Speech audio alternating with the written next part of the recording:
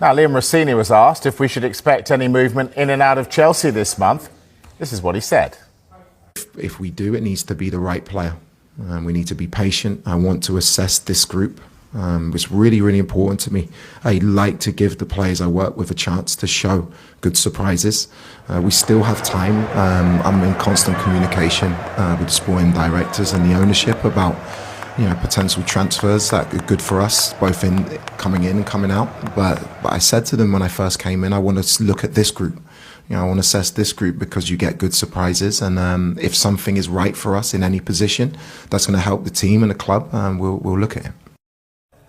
It's going to assess the group, he says. What do you know, James? Well, the club made an inquiry to sign Antoine Semenyo this January. Many clubs did because they saw it as a unique market opportunity. In the end, it became clear that he wanted to move to Manchester City. But what that tells you is that Chelsea clearly aren't hugely happy with the wide forward options they have right now. They're perhaps not getting the goal threat, the numbers that they were expecting. Jamie Gittins and Alejandro Garnacho are only into their first few months at the football club, likewise with Esteval as well. And clearly these are three players with a lot of potential. But when you look at their wide forward options, Pedro Neto is probably the only player who's really excelled so far this season. Promising signs from Garnacho last night, scoring 2 goals. But signing a wide forward would feel like more of a summer focus unless one of those targets they have in line for the summer becomes available in January. Enzomarescachelsea spoke in the summer and spoke about the need to sign a central defender. The club didn't feel so, but Levi Colwell was ruled out very early on in this season for the majority, if not all, of the season.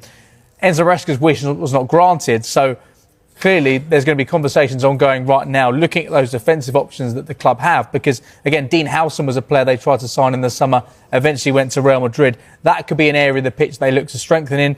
Romeo Lavia, he just can't catch a break. He's injured so often. Such a talented player, but it does mean that they're still light on options in the centre of the park, though they still have 2 of the most expensive central midfielders in world football. But that could be another area they'll explore in the summer. Yes, he'll be assessing the squad, but I'm fairly sure a lot of the decision when it comes to transfers will be taken out of his hands. I think. Is Liam Rosenior going to dismantle the bomb squad, and are Sterling and Dizazi going to get reintegrated?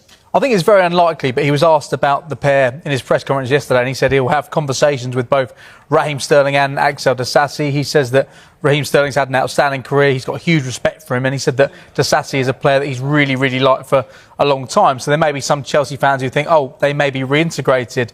But he said he's going to have conversations with the pair of them. I think they've been training at different times in different buildings. They're not part of the first team squad. Disasi's not played for Chelsea in nearly a year.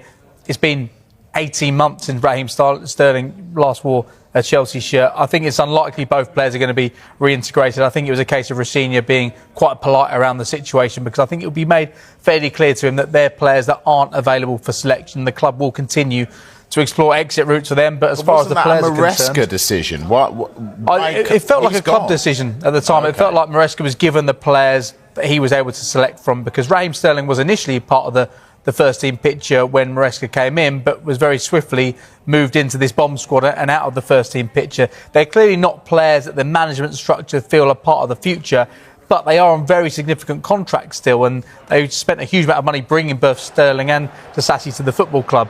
But I think the decision is going to be taken out of Rosenior's hands. I'm not sure they're going to be reintegrated. Disasi, it feels like a player who could play a role for Chelsea this season. As for Sterling, we've not seen the best of him. We didn't at Arsenal last season, but both players want what is right for them, and what is right for them right now is sitting on that contract, waiting for the right offer to come in for a permanent transfer out of Chelsea.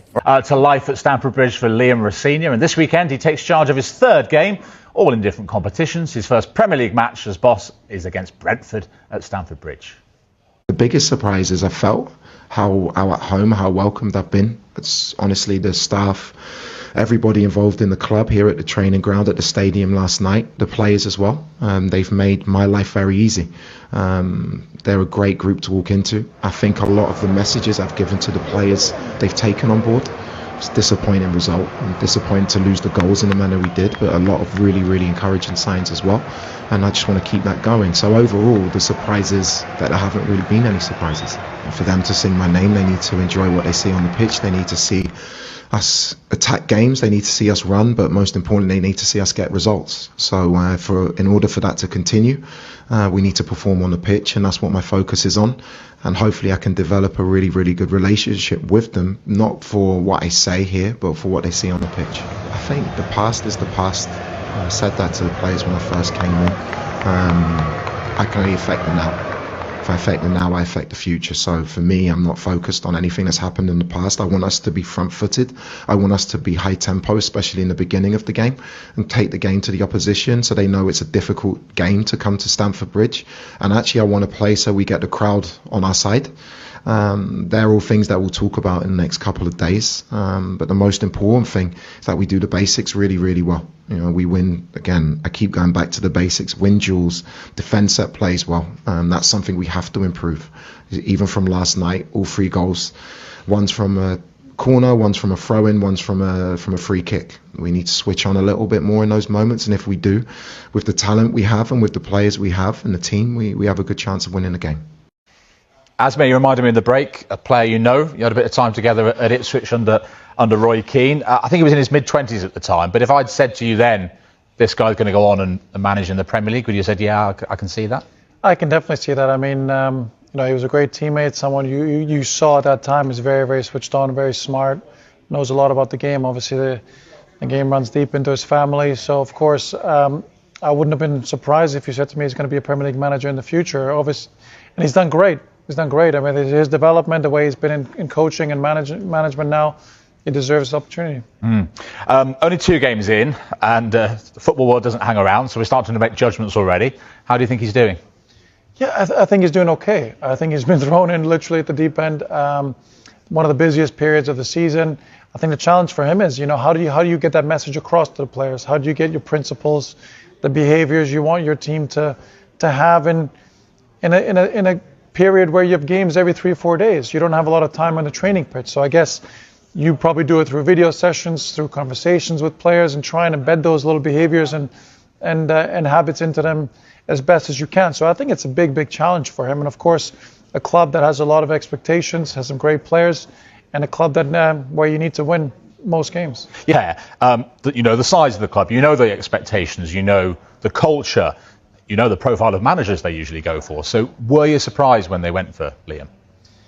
I mean, I think it's a different Chelsea football club at this moment in time. I think when, obviously when you talk about me being there and the times under the previous owner, who was an incredible man, but he demanded the best and wanted the best. You had to win every game, and that was the expectation. You were expected to compete for every single trophy and win as many of them as possible. So I think the model, the ownership is slightly different. So for Liam to come into